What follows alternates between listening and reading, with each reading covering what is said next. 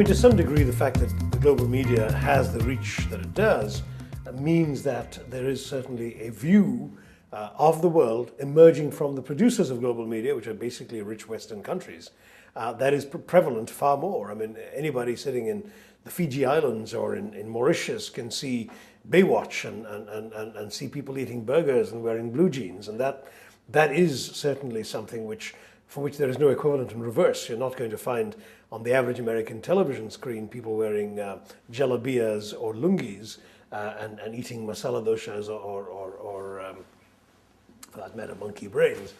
The fact is that traffic is largely one way from the global media, and it's therefore spreading one set of ideas and lifestyles to the rest of the world.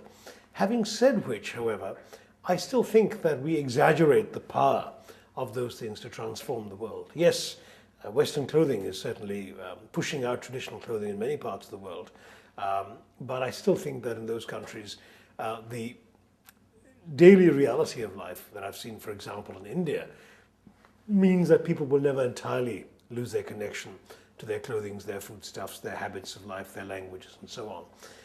Partially because global media isn't the only media there is. There is also local media. There's also local means of transmitting culture, information, folk songs, dances, whatever, and those cannot simply be wiped out that easily.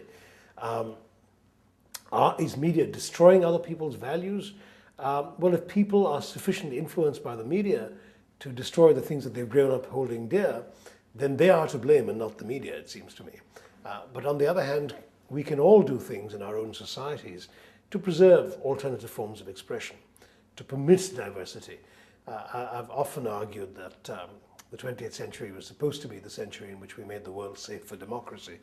Maybe in the 21st century, as we know more about each other, we have the resources, the technology, the media to see and depict and portray each other, we can make the world safe for diversity.